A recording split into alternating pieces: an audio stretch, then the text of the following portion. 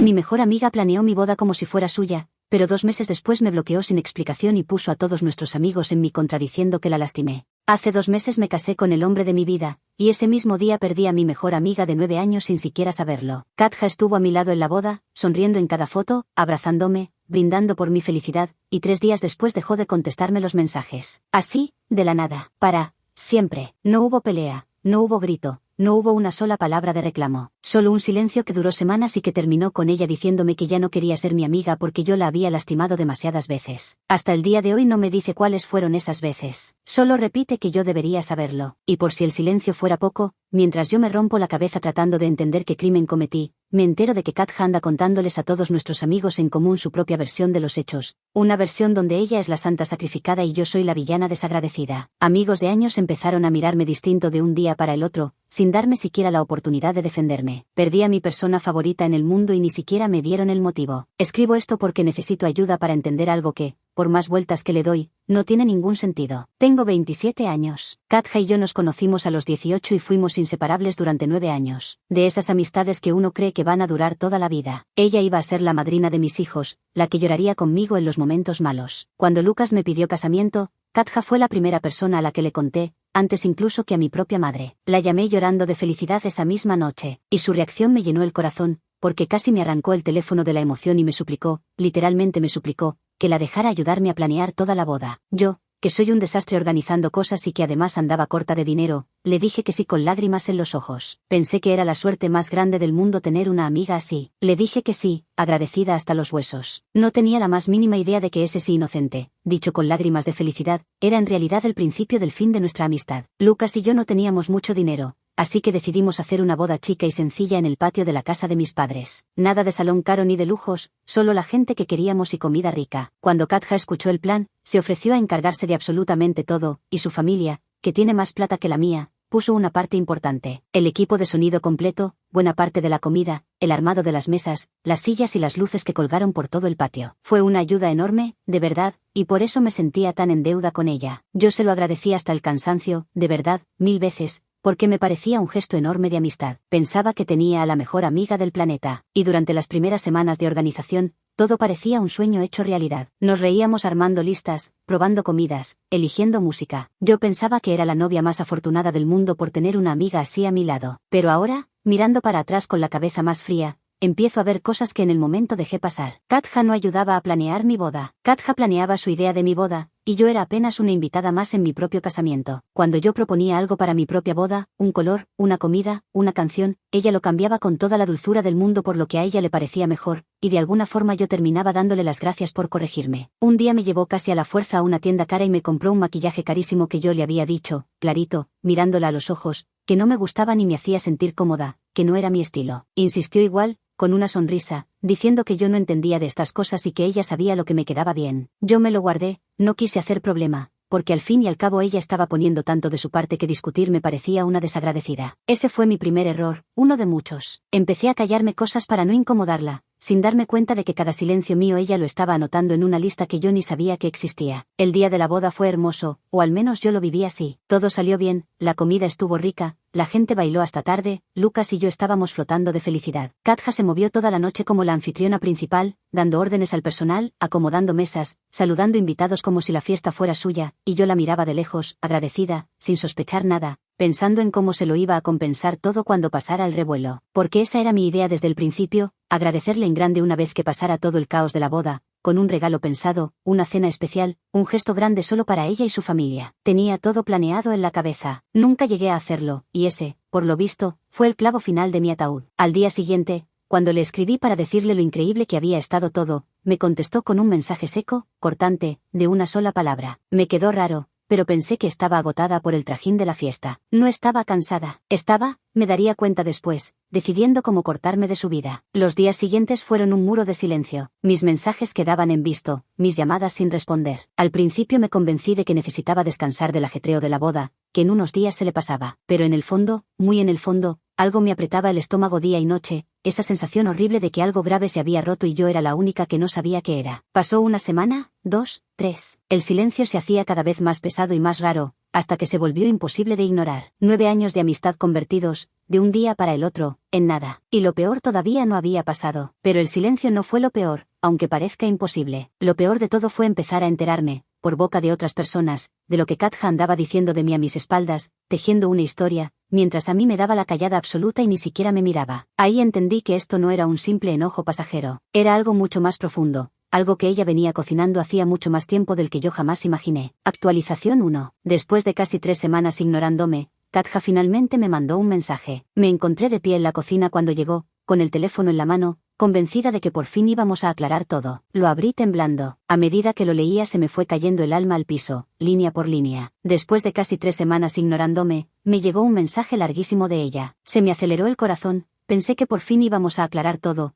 que había un malentendido y lo arreglábamos. Lo abrí temblando, de pie en la cocina, con Lucas mirándome desde la mesa. Y a medida que lo leía, se me fue cayendo el alma al piso, línea por línea. En ese mensaje me decía que ya no quería ser mi amiga, que había terminado con nuestra amistad para siempre, y que la razón era que yo la había lastimado demasiadas veces a lo largo de los años. Me quedé mirando la pantalla sin entender nada. Le contesté enseguida, temblando, preguntándole qué le había hecho, cuándo, de qué manera la había lastimado, porque yo de verdad no tenía la menor idea. Y su respuesta fue la parte más cruel de todo esto, la que todavía me quita el sueño. Me dijo que no me iba a dar ninguna explicación, que yo debería saber perfectamente bien lo que hice. Eso fue todo lo que obtuve. Debería saberlo. 3 palabras, como una puerta cerrándose en la cara. Imagínense lo cruel que es eso. Como si me condenara a cadena perpetua por un crimen sin decirme jamás cuál era ese crimen. Sin juicio, sin pruebas, sin testigos, sin darme la más mínima oportunidad de defenderme o de pedir perdón. Culpable y sentenciada, y ni siquiera el derecho a saber de qué. Le rogué, le supliqué que me diera aunque sea un ejemplo, uno solo, cualquier cosa a la que agarrarme para entender. Le dije que estaba dispuesta a pedirle perdón por lo que fuera, pero que necesitaba saber qué era. Nada. Silencio otra vez, ese silencio de piedra. Y esa misma noche me bloqueó de todas partes, del teléfono, de las redes, de todos lados, como si esos 9 años nunca hubieran existido, como si yo fuera una desconocida a la que hay que sacar de encima. Ustedes no se imaginan lo que es eso. Pasé noches enteras sin pegar un ojo, mirando el techo, repasando 9 años de amistad hacia atrás como si fuera una película en cámara lenta, cuadro por cuadro,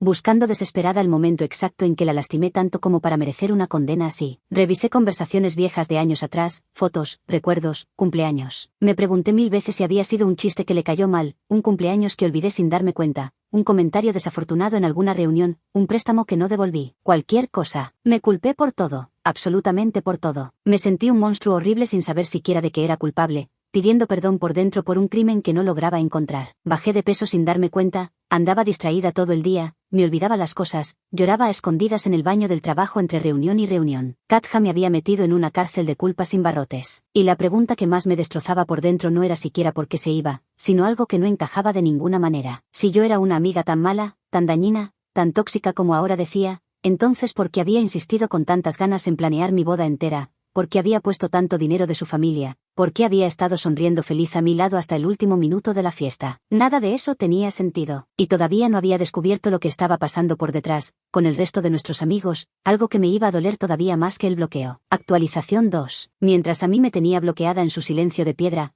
Katja estaba de lo más habladora con el resto. Me empezaron a llegar mensajes de conocidas con un tono frío y raro que no les conocía, preguntándome si era verdad todo lo que andaba contando por ahí. Ahí entendí que esto era mucho más profundo de lo que parecía. Resulta que mientras a mí me tenía bloqueada y ahogada en su silencio de piedra, con nuestro grupo de amigos en común Katja estaba de lo más habladora y comunicativa. Conmigo, muda. Con ellos, un río de palabras. Me empezaron a llegar mensajes de conocidas preguntándome, con un tono frío y raro que no les conocía, si era verdad todo lo que Katja andaba contando por ahí. Una hasta me escribió solo para decirme que estaba decepcionada de mí, sin más, y me bloqueó antes de que pudiera contestarle. Yo ni sabía qué contaba. Cuando fui atando cabos, se me heló la sangre. Katja les había armado a todos un relato completo, redondo, bien contado, en el que ella era la heroína generosa y la víctima, y yo era la mala amiga interesada y desagradecida que la había usado. Un cuento con moraleja y todo, donde ella brillaba y yo quedaba por el piso. Les contó que se había partido el lomo organizando mi boda entera, que su familia había gastado una fortuna de su bolsillo, y que yo, después de todo eso, ni siquiera había tenido el detalle mínimo de agradecerle como correspondía, que la había exprimido y tirado. Contado así, sin ningún contexto, sonaba terrible. Sonaba a que yo era una aprovechada de manual, una amiga interesada. Y varios le creyeron. 2 amigas que yo consideraba muy cercanas, gente con la que había compartido años, dejaron de hablarme de un día para el otro sin darme siquiera el derecho a explicar mi versión de los hechos, condenándome de antemano, exactamente igual a como había hecho Katja conmigo. El mismo método se contagiaba. Otra conocida me escribió para decirme, muy suelta, casi con desprecio, que le había parecido muy feo de mi parte no valorar todo lo que la pobre Katja había hecho por mí. Me trató de malagradecida sin conocer un solo hecho real. Yo alucinaba. No lo podía creer. Estaban tomando partido, eligiendo bandos, en una guerra que yo ni siquiera sabía que se estaba peleando, con una acusación que nunca escuché y a la que jamás pude responder. Lo que más rabia e impotencia me daba era que la acusación central, la de que no le agradecí, era simplemente falsa. Yo le agradecí decenas de veces, sinceramente, en persona, por mensaje, por teléfono, delante de otra gente, hasta llorando de emoción una vez. Cualquiera que estuvo cerca en esos meses lo puede confirmar. Lo único cierto es que no le había hecho todavía el gran gesto de agradecimiento que tenía planeado para después de la boda, esa cena especial, ese regalo. En mi cabeza eso era cuestión de esperar a que bajara el caos. En la cabeza de Katja, por lo visto, ese regalo que nunca llegó se había transformado en la prueba de que yo era una malagradecida. Pero yo sentía, muy dentro, que ni siquiera esa cena pendiente alcanzaba para explicar tanto veneno, tanta campaña organizada en mi contra, tanto empeño en destruir mi nombre delante de todos los que me conocían. Una amiga de verdad, una que te quiere, no destruye 9 años de historia por una cena de agradecimiento que todavía no llegó. Eso no lo hace nadie que te haya querido de verdad. Tenía que haber algo más grande abajo, algo que yo todavía no veía. Y cuando empecé a tirar del hilo con la poca gente que seguía de mi lado, la imagen que fue apareciendo me dejó todavía más confundida. Actualización 3. Con todo lo que había salido a la luz, me senté a repasar los meses de organización de la boda con calma, no desde la culpa sino con honestidad, y empecé a ver algo que durante todo ese tiempo no había querido mirar de frente. Y me di cuenta, con un frío en el pecho, de que la generosidad de Katja nunca había sido tan gratis ni tan pura como parecía. Cada cosa que ella daba, cada peso, cada favor, venía con una condición invisible pegada, una letra chica que yo nunca leí, y esa condición era siempre la misma, que las cosas se hicieran a su manera y solo a su manera. Me acordé del maquillaje que me compró aunque le dije que no me gustaba, y entendí algo. No era un caso aislado, era el modo en que funcionaba todo entre nosotras. Cuando yo quería flores de un color, aparecían de otro, del que ella prefería. Cuando yo pedía vasos sencillos y baratos, los que entraban en mi presupuesto, ella aparecía con vasos de vidrio caros porque los míos le parecían pobres y le daban vergüenza. Y lo hacía de un modo en que, si yo me negaba, quedaba como una malagradecida que despreciaba su esfuerzo y su dinero. Siempre me dejaba sin salida. Poco a poco, casi sin que yo lo notara, de a una cesión por vez, había dejado por completo de decidir sobre mi propia boda. Era, en los hechos, la boda de Katja, con mi nombre y el de Lucas puestos encima para disimular. Y yo, la tonta, sonriendo, le daba las gracias por quitármela de a poco. Cada vez que cedía y me tragaba mi opinión, me convencía a mí misma de que estaba siendo una buena amiga, agradecida y flexible, cuando en realidad me estaba borrando de a poco de mi propia boda. Y llego a lo que más me cuesta admitir. Al callarme una y otra vez para no incomodarla, la privé de la oportunidad de enterarse de que algo me molestaba, y me privé a mí misma de ponerle un límite sano a tiempo. Eso lo asumo entero, es mi parte de responsabilidad en todo esto, y me duele reconocerla en voz alta, porque a nadie le gusta admitir que ayudó a construir su propia trampa. Pero por más que yo reconozca mi parte, mi error de callarme, hay algo que no cierra y que me niego a aceptar como justificación. Guardarme mis incomodidades para no hacer olas fue un error mío, lo reconozco. Pero guardarse las incomodidades no es ni por asomo lo mismo que herir a alguien a propósito y con maldad durante años, como ella me acusaba. Yo nunca la traté mal, nunca la humillé, nunca la usé. Si a Katja de verdad le molestaba cómo yo manejaba las cosas, tuvo cientos, miles de oportunidades para sentarse y decírmelo en 9 años de amistad, en una charla de amigas, tomando un café. Y jamás, ni una sola vez, lo hizo. Eligió el silencio, igual que yo, solo que el suyo venía cargado de un rencor que iba juntando en secreto. Mientras yo pensaba, feliz e ingenua, que éramos las mejores amigas del mundo, que nada podía separarnos, ella llevaba en secreto una especie de contabilidad, una libreta invisible donde anotaba en silencio cada vez que, según su criterio, yo la había ofendido o no había estado a la altura. Y esa contabilidad, me estaba enterando, era mucho más vieja que la boda. La boda, con todo lo que su familia había puesto, solo había sido la excusa perfecta, el escenario ideal para pasarme de golpe la factura entera de años de rencores que yo nunca supe que estaba acumulando. Actualización 4. Hay un dato que dejé afuera de las publicaciones anteriores, porque no estaba segura de si tenía algo que ver con todo esto, pero terminó siendo una de las piezas más importantes del rompecabezas, la que hizo encajar el resto. Katja es muy religiosa, pertenece a una comunidad bastante cerrada y estricta con sus reglas, y yo no soy nada religiosa, nunca lo fui. Nunca lo sentí como un problema entre nosotras en 9 años, respetaba sus creencias y ella parecía respetar que yo no las compartiera, o al menos eso creía yo hasta ahora. Pero cuando una vieja conocida de las dos me buscó para contarme su propia experiencia con Katja, la cosa cambió de color. Esta chica había sido íntima de Katja años atrás, antes que yo, y me dijo, con la voz todavía dolida años después, que a ella Katja la había cortado exactamente de la misma manera, de un día para el otro, con el mismo silencio helado,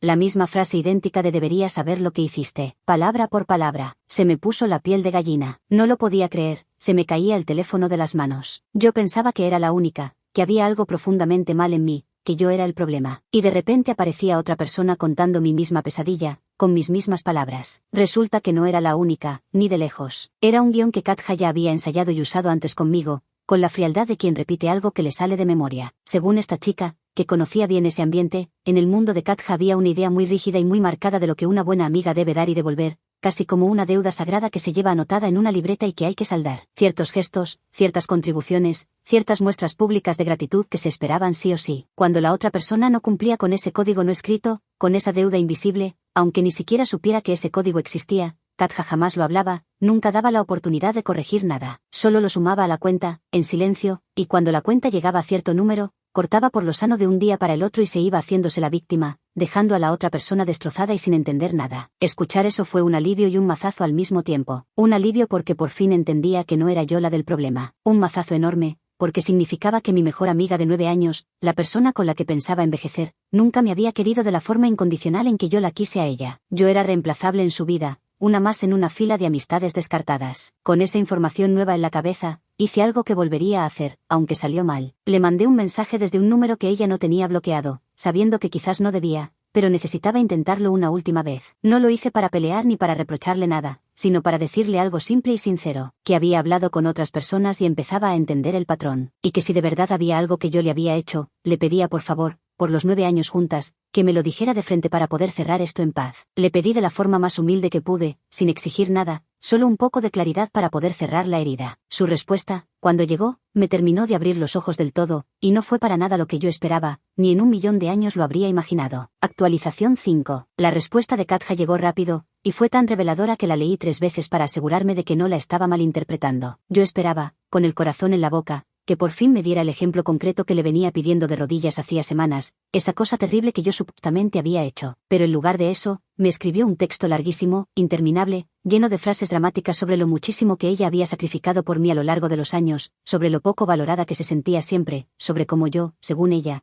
había pensado toda la vida solo en mí misma. Pero cuando lo leí con lupa, 2 y 3 veces, buscando con desesperación un solo hecho concreto, una sola cosa puntual que yo hubiera hecho mal, me di cuenta de que no había ni una fecha, ni un lugar, ni un momento, ni un ejemplo que yo pudiera reconocer o rebatir. Todo era sobre cómo se sentía ella, sobre su dolor, sobre su papel de mártir incomprendida. Yo aparecía únicamente como el personaje malo de su historia, sin derecho a réplica. Y ahí, leyendo esa catarata de reproches sin contenido, entendí de golpe lo que había pasado en realidad. Katja no me había cortado por algo que yo hice. Katja me había cortado por lo que ella necesitaba sentir. Necesitaba ser la víctima de la historia, la generosa traicionada, la buena amiga de corazón enorme a la que le pagaron con una patada. Ese papel era el que le daba sentido a su vida frente a los demás. Ese papel de víctima le daba muchas cosas que ella necesitaba. Le daba atención, compasión de todos, la razón moral en cada conversación, un lugar cómodo de superioridad desde donde mirar a los demás por encima del hombro. Y para sostener ese papel de mártir necesitaba un villano enfrente, alguien a quien culpar, y ese villano era yo, lo hubiera merecido o no. Daba lo mismo. Mi supuesta ofensa nunca fue el punto de todo esto. El punto de todo, el único punto real, era la historia que ella necesitaba contar sobre sí misma, la de la buena samaritana traicionada, y yo era apenas el material, el personaje descartable que usó para poder armar y contar esa historia ante los demás. Lo de mi boda, con toda la plata y el trabajo que su familia había puesto, fue el material perfecto para su relato de mártir,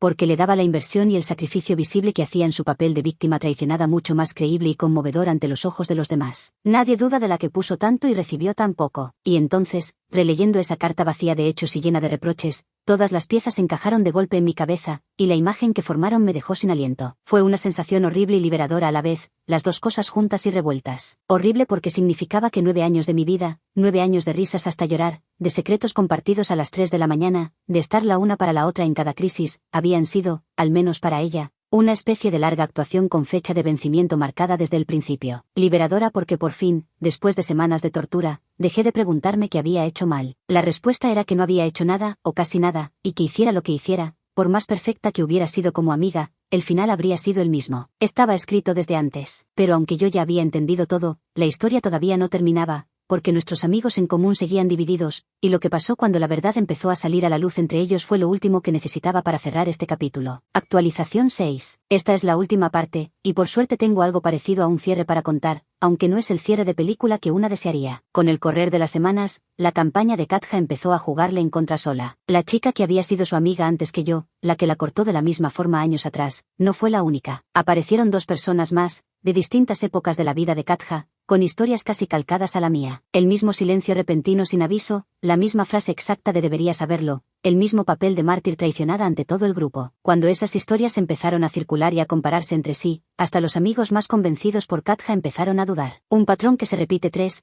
4 veces con distintas personas ya no se puede explicar diciendo que todas esas personas eran malas amigas. En algún momento, cuando la misma escena se repite con distintas víctimas, el denominador común queda a la vista de todos, y esta vez el denominador común no era yo, era ella. 2 de las amigas que me habían dado la espalda en el peor momento volvieron, meses después, incómodas, con la cabeza gacha, a pedirme una especie de disculpa por haber creído la versión de Katja a ojos cerrados sin escuchar la mía. Las recibí bien, sin rencor, porque entiendo cómo funciona esto, como una buena narradora puede pintar a cualquiera de villano. No todos volvieron, claro, algunos se quedaron para siempre en el bando de Katja, convencidos de su versión, y con esa pérdida también tuve que aprender a vivir, a soltar gente que creía mía. Perdí amigos que creía sólidos como una roca, y eso duele y va a doler un tiempo. Pero también descubrí, en el peor momento, quiénes eran de verdad los que valían la pena, los pocos que se tomaron el trabajo de preguntarme mi versión de los hechos antes de condenarme sin escucharme. Lucas, mi esposo, fue mi sostén en cada una de esas noches sin dormir, el que me repetía que yo no era el monstruo que Katja pintaba. Y a veces pienso que el universo tiene un humor extraño y cruel, porque la misma boda que me costó a mi mejor amiga de 9 años fue la que me confirmó, sin ninguna duda,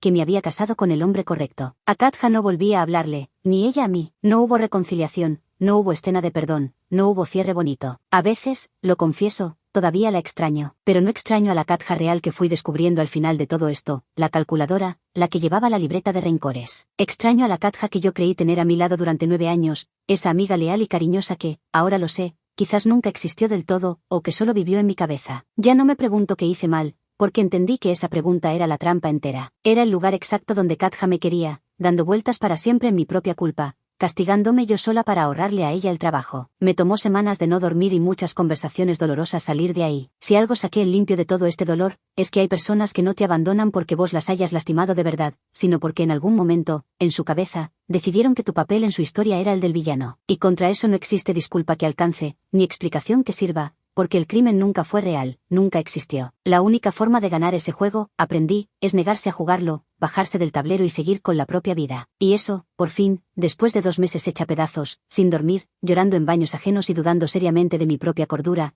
es exactamente lo que aprendí a hacer. Me bajé del tablero, y aunque perdí a la que creía mi mejor amiga, por primera vez en mucho tiempo puedo dormir tranquila, sabiendo que el problema, esta vez, nunca fue mío.